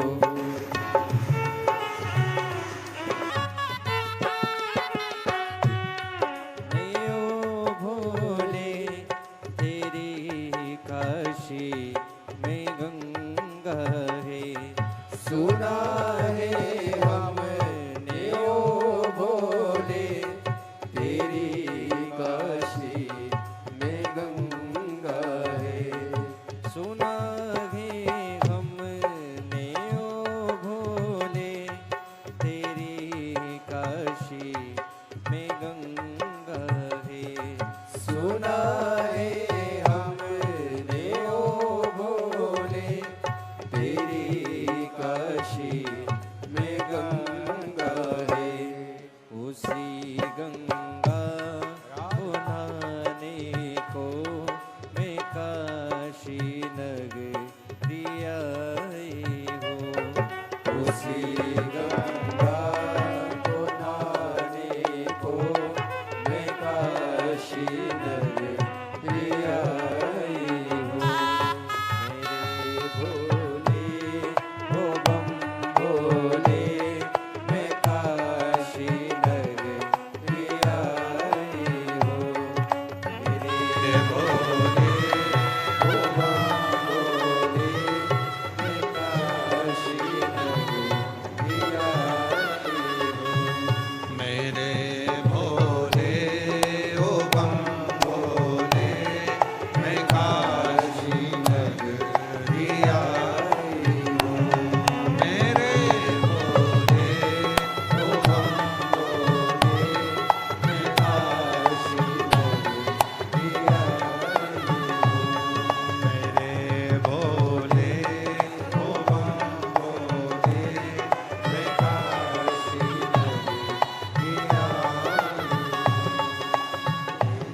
दोनों हाथ उस ताली से बजाओ।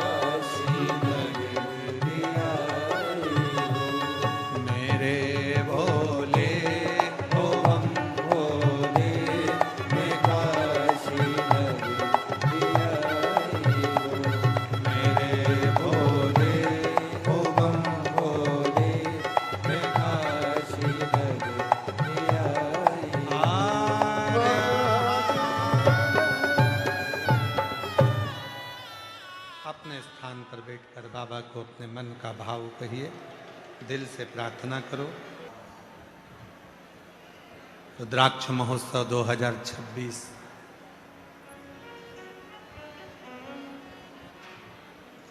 फिर एक साल बाद मौका मिलेगा 2027 के रुद्राक्ष महोत्सव में। शिव कृपा करेगा। ये कथा 20 तारीख को विराम हो जाएगी, फिर 24 फरवरी से 2 मार्च तक शिरूर घोड़नादी जिला पुणे महाराष्ट्र में कथा रहेगी। शिरूर महाराष्ट्र की धरा पर वो कथा 7 दिन की रहेगी।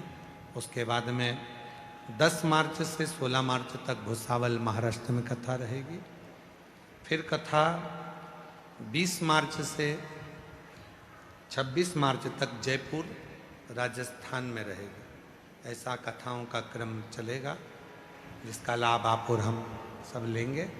हृदय से बाबा कुबेर भंडारी की पवित्र धरा पर बाबा से निवेदन करें, विनय करें, प्रार्थना करें, विनती करें और अपने मन के भाव को बाबा से कहें। साथ में बोलिए, विनय करिए, निवेदन करिए।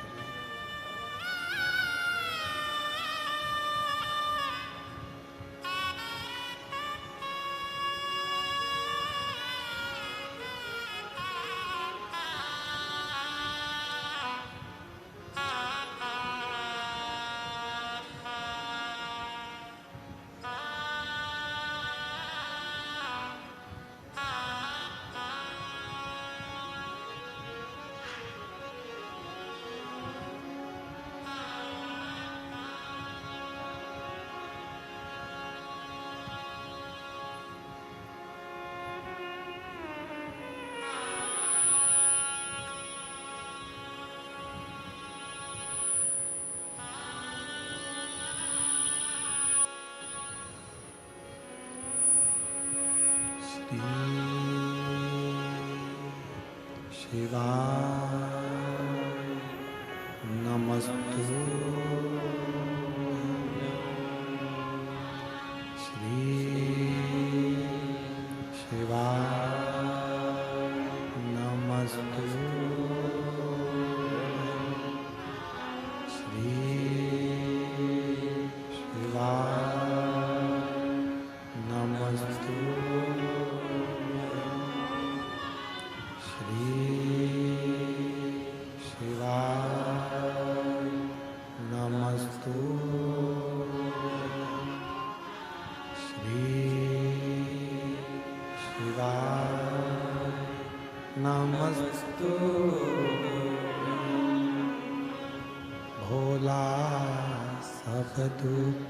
काटो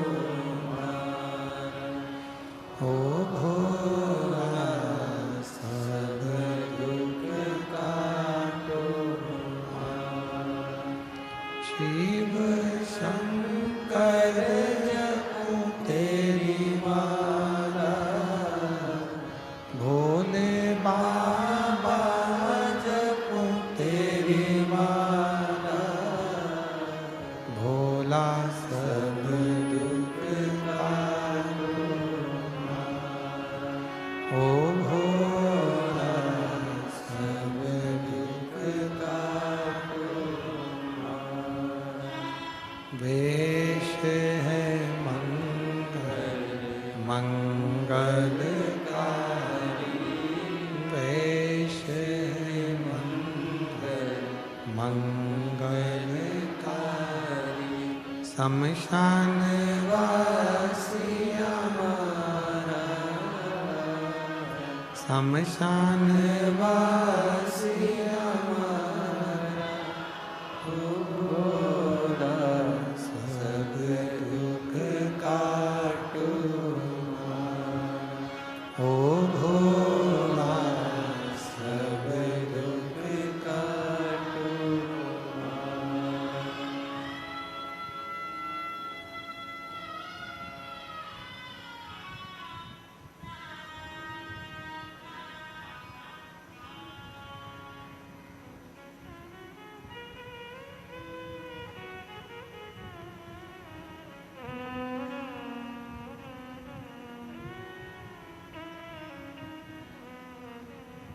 बाबा देव अधिदेव महादेव भगवान शिव ओगड़दानी त्रिकालदर्शी कैलाशी अविनाशी भगवान शंकर की पवित्र कथा कह रही है मुदगल ऋषि का चरित्र कह रहा है महर्षि मुदगल जी की परीक्षा लेने के लिए भगवान ने एक रूप धरकर अतिथि कहा गया 3 महीने से अन्न का दाना नहीं मिला था पूरे परिवार को। आज बैठे थे एक एक गासा लेकर भोजन करने के लिए। दरवाजे पर दस्तक दी, मुदगल जी भोजन कर रहे थे। उठकर गए, दरवाजा खोला। क्या बात है? भूख लगी है मुझे, भोजन चाहिए। आओ बैठो। अपना भोजन का थाल उठाकर दे दिया। बाबा ये लीजिए, ये पतल आप भोजन करो।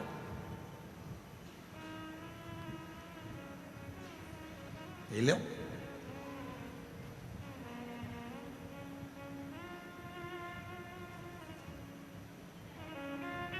खाया भगवान भोलेनाथ ने। कहा पेट नहीं भराया। धर्मपत्नी ने कहा अभी मैंने भोजन चालू नहीं करा, ये पत्ता लाभ लीजिए। 3 महीने बाद अन्न का एक निवाला मिल रहा था। शिवजी वो ले लिए। बेटे ने कहा बाबा हमारे पास ज्यादा नहीं है, पर अभी मेरी भूख मिटी नहीं है। बेटे ने कहा ये मेरी पत्तल ले लीजिए। बहू की आंख से आंसू बह रहे थे। पापा, पिताजी, मैं अपना भोजन नहीं दूंगी क्योंकि 3 महीने से मेरे पेट में एक अन्न का दाना नहीं गया। गर्भ में बच्चा है, उसको भी भोजन नहीं मिला। आपका नियम हम पूरा कर रहे हैं, पर ये मेरा हक में कैसे? पति ने कहा अपनी पत्नी से, मुदगल जी का बेटा धर्म पत्नी से कहा गर्भ में बच्चा उसने दिया है तो पेट भी वही भरेगा, तू तेरी पत्तल दे।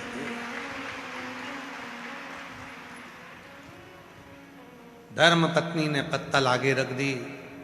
भोले बाबा ने प्रसाद पाया।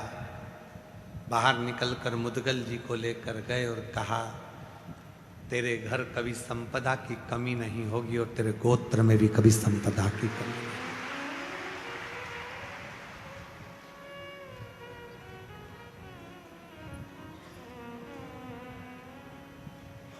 श्रद्धा थी, समर्पण था, और श्रद्धा और समर्पण जहां होता है वहां का यदि एक अन्न का दाना भी मिल जाता है तो वह हमारी जिंदगी में सुख उत्पन्न कर देता है।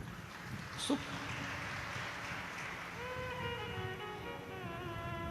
कई लोग कहते हैं गुरुजी हम यहाँ बहुत अमेरिका के यजमान हैं, बेंगलोर के यजमान हैं, मुंबई के यजमान हैं। आप देखिए हमारे ये बड़े बड़े जिनके अमेरिका वाले जो मुख्य यजमान पद ग्रहण करे हैं उनको, उनके और भी जो अमेरिका की मेरी जीजी आई हैं, कहीं कहीं से आए हैं, कहीं बेंगलोर से आए हैं, सबकी बहुत विशाल विशाल काम है। अमेरिका में भी भारी काम है और जगह जगह पर काम है, और कहीं कपड़े वाले बैठे हैं तो उनकी फैक्ट्रियां हैं, तो कोई की शोरूम है, तो किसी का करोड़ों का काम है, किसी का करोड़ों का टर्नओवर है। ऐसे ऐसे यजमान बैठे हैं। हमने इनसे कहा कि आप लोगों की व्यवस्था हम नहीं कर पाएंगे इतना कि आपके लिए बहुत वीआईपी हमारे पास में रूम नहीं है, और ना हम अलग से कोई भोजन बना पाएंगे कि आप लोगों को हम अलग से कोई पकवान खिला पाएंगे। उन्होंने कहा गुरुजी हमें जिसने पूर्व में जो यजमान बना था उसने हमको बताया कि अगर प्रसाद पाना है तो एक बार कुबेरेश्वर दरवाजे का प्रसाद पाकर जाना, जिंदगी में सुख का अनुभव है। इसलिए हम धाम में रुकना चाहते हैं, किसी होटल में नहीं। हम धाम का भोजन करना चाहते हैं, किसी होटल का। हमें यहाँ का अन्न में थोड़ा सा मिल जाए, थोड़ा बहुत बहुत।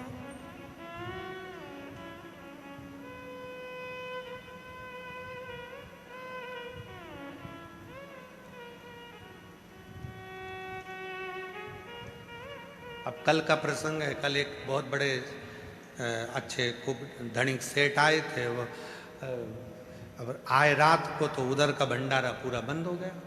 अब हमें फुर्सत मिली रात्रि को, तो हमारे अस्सू रोहिला जी हैं, सुबह हमारे साथ में जाते आते रहते हैं, और मॉर्निंग वॉक में तो वो हमारे लिए गन्ना लाए थे छील के। तो वो गन्ना हम रात को खा रहे थे, तो कहा गुरुजी भंडारा तो बंद हो गया, प्रसाद हमने कहा गन्ना है, हम भी खा रहे हैं, तुम भी खा लो। कहे चलेगा, पर दांत हिल रहे हैं। हमने कहा हम तोड़ के दे देते हैं, तुम काहे चिंता करते।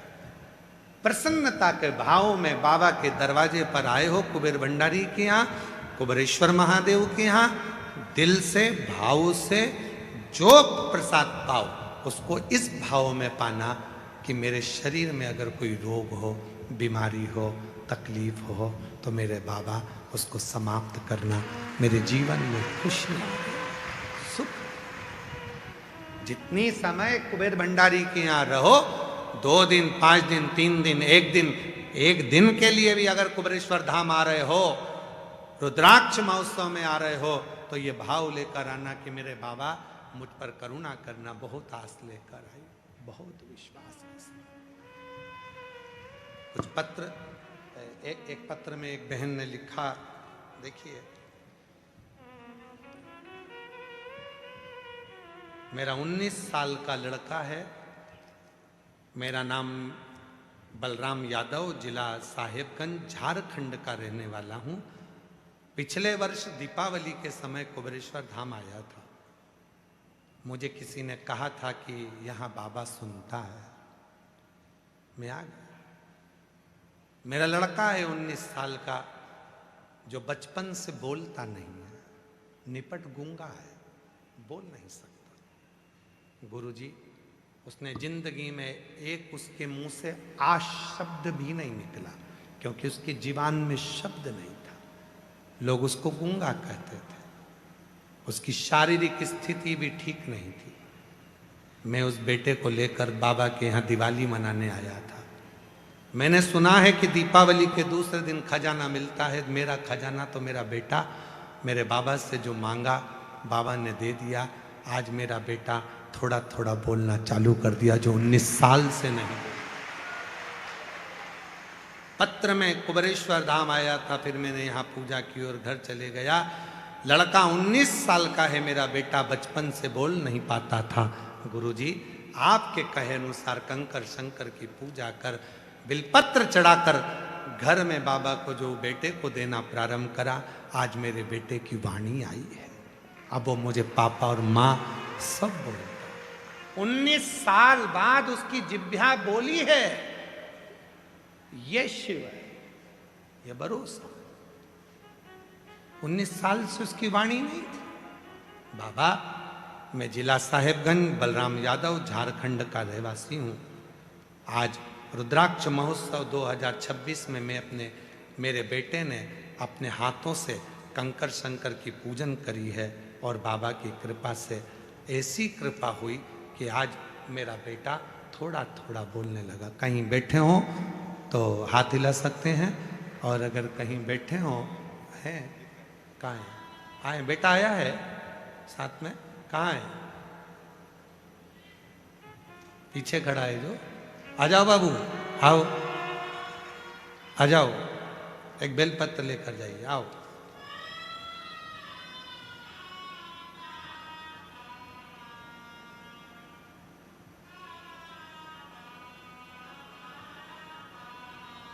गुरुदेव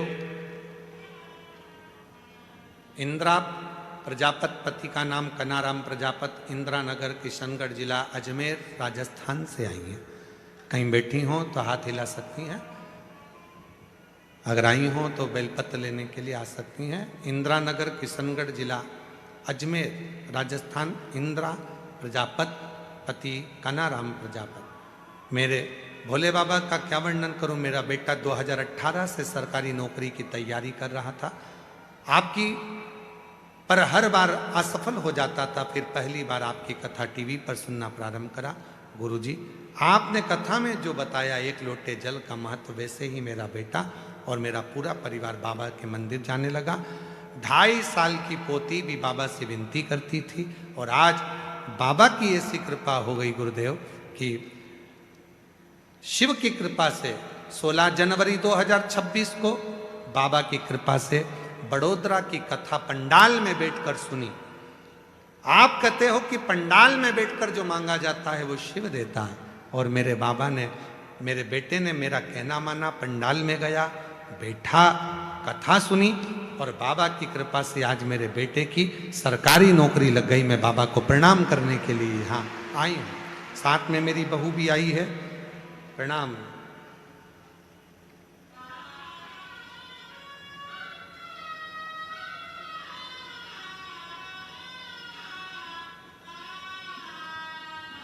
शिव तत्व है।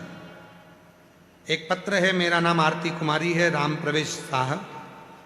मोबाइल नंबर ये है, घर सोरमारी, पीरापेती, जिला भागलपुर, बिहार से आए। कहीं बैठे हो तो हाथ हिला सकते हैं। शादी को 10 साल हो गए थे। कहीं बैठी हैं, बच्चा आया है साथ में तो ला सकती हैं, आ जाइए। शादी को 10 साल हो गए था, संतान का सुख नहीं था। डॉक्टरों को दिखाई फिर भी मुझे संतान का सुख नहीं मिला। कई जगह से गोद भी भरवाई फिर भी मुझे कोई सफलता नहीं मिली। बाबा तब सफेद आंकड़े की जड़ का प्रयोग करा, शिव जी पे जल चढ़ाना प्रारंभ करा, और बाबा की कृपा से 10 साल के बाद मेरे घर में औलाद आई है। मैं बाबा को प्रणाम करती हूँ।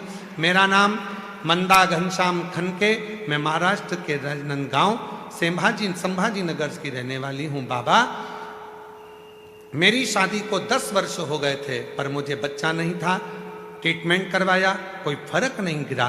तब बाबा के भरोसे 4 डॉक्टरों से इलाज करवाने के बाद भी जब सुख नहीं आया, तब सफेद आंकड़े की जड़ का प्रयोग करा, और बाबा की कृपा से मेरे घर संतान की प्राप्ति 10 साल बाद हुई है। बाबा अगला पत्र है, मेरा नाम सुरेखा, पति का नाम भगवान उबाके, गांव का नाम अष्टी, जालना, महाराष्ट्र से आई हूँ। गुरुदेव 13 साल हो गए थे, संतान नहीं थी। बाबा की कृपा से सीहोर कुबरेश्वर धाम आई थी और बाबा से विनय कर कर गई, सफेद आंकड़े की जड़ का प्रयोग करा। 13 साल के बाद मेरे घर में औलाद आई है। शिव तत्व की प्राप्ति का केंद्र है आपका विश्वास, आपका भरोसा, आपकी दृढ़ता।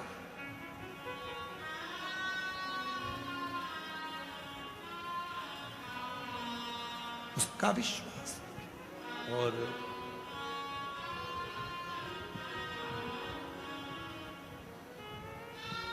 महादेव नमन चरणों में स्वीकार कीजिए। साथ में बोलिए सारे, ये हम अकेले नमन नहीं, आप सब कर रहे हो। और बाबा सबका कल्याण करने वाला। जितने बैठे हो दिल से बोलो महादेव नमन चरणों में स्वीकार कीजिए। सबका किया है मेरा भी उद्धार कीजिए, उद्धार कीजिए। हे त्रिपुंडधारी, हे त्रिशूलधारी, हे त्रिपुंडधारी, हे त्रिशूलधारी। चरणों में तेरे बाबा जी पावन मेरे चारों धाम। माइक लो।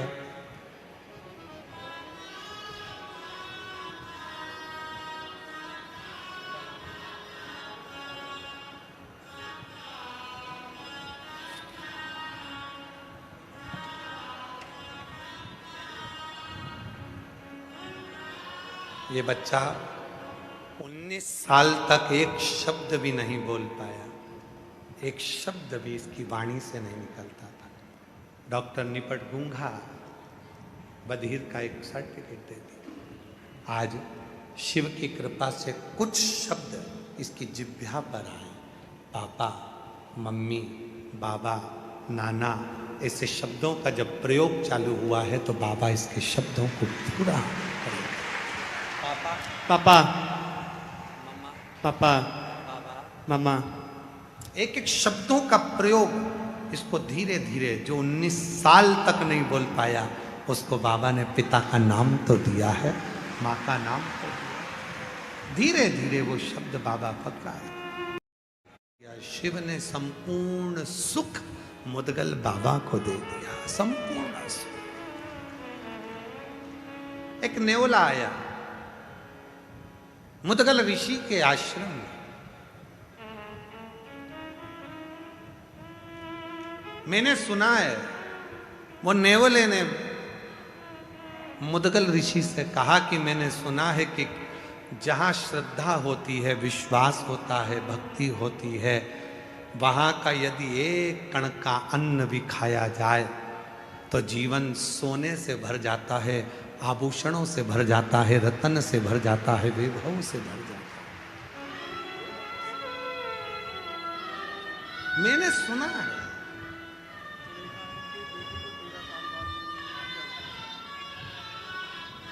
बेटी के यहाँ 13 साल के बाद बच्चा हुआ है। एक बार जोरदार मुदगल बाबा, मैंने सुना है कि नेवला बोल रहा है कि मैंने सुना है कि अगर जहां विश्वास है, जहां श्रद्धा है, जहां भक्ति है, जहां भरोसा है, जहां दृढ़ता है, जहां शिव नाम है, वहां का एक कण का मात्र अन्न भी खाया जाए तो जीवन स्वर्ण से भर जाता है। नेवला कह रहा है, नेवला। और उस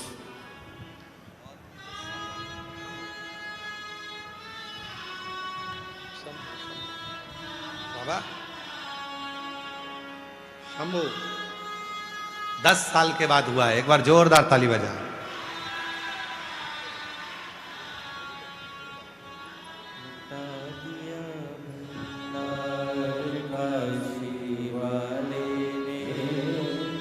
कर दिया मारा मान काशी वाले ने, उठा दिया भंडार काशी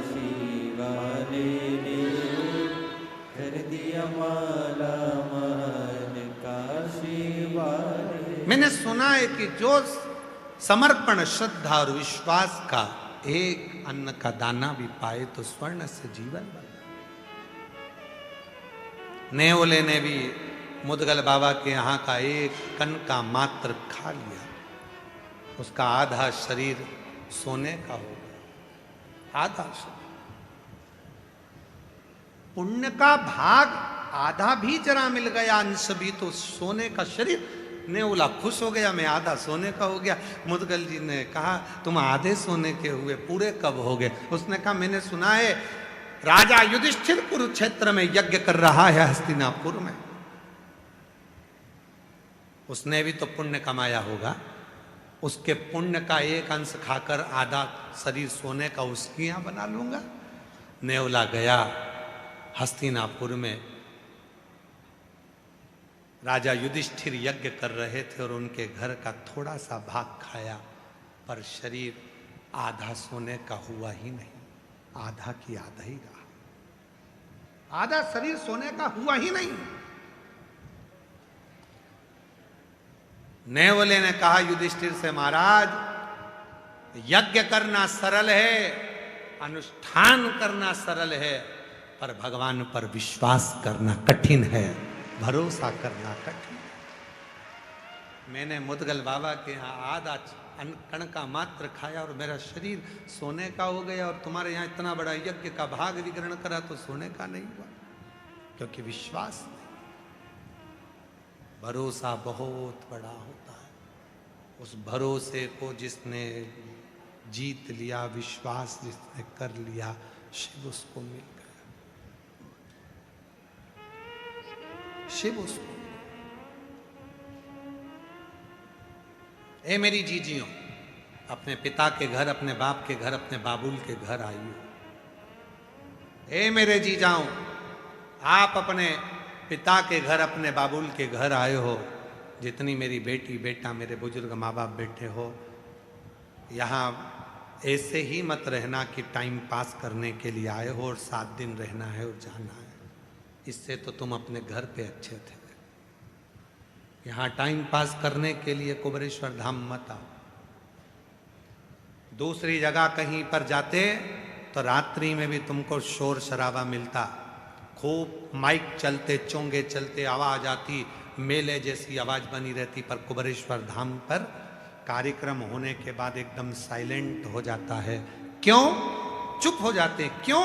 कि आप यहाँ रहकर अपने मंत्र का जप करो, साधना करो, शांति से बैठकर उसको याद करो, उससे बात करो। यहाँ इतने चुंगे चलाकर रात को तुम्हें जगाया नहीं जाता। और जगह चले जाओ तो वहाँ यज्ञ हो रहा है, अनुष्ठान हो रहा है, तो आवाज चल रही है, चोंगे चल रहे हैं, रात को 12-12 1 बजे तक गाने चल रहे हैं, ये चल रहे हैं, भजन चल रहा है। यहाँ नहीं चलेगा। यहाँ तो टाइम टू टाइम, इतनी बजे कथा चालू, इतनी बजे कथा विराम, इतनी बजे आरती, इतनी बजे सत्संग, और बाकी का समय क्या करना है? कंकर हाथ कहीं पर भी रखोगे, बारीक से बारीक कंकर भी तुम्हारे हाथ में आएगा। वो बारीक से बारीक कंकर भी हथेली पर रखकर, जब उसे शिव मानकर आप अपने दिल की बात कहकर उस बाबा से अपने भाव कहकर जाओगे, तो वो एक दिन कंकर शंकर के रूप में तेरे दरवाजे पर पहुंचकर तुझे सुख देगा, आनंद देगा, खुशियां देगा। यहाँ समय बर्बाद करने मत आओ। आए और अपना समय बर्बाद करा और चले गए, काहे को फालतू का धक्का खाना आना।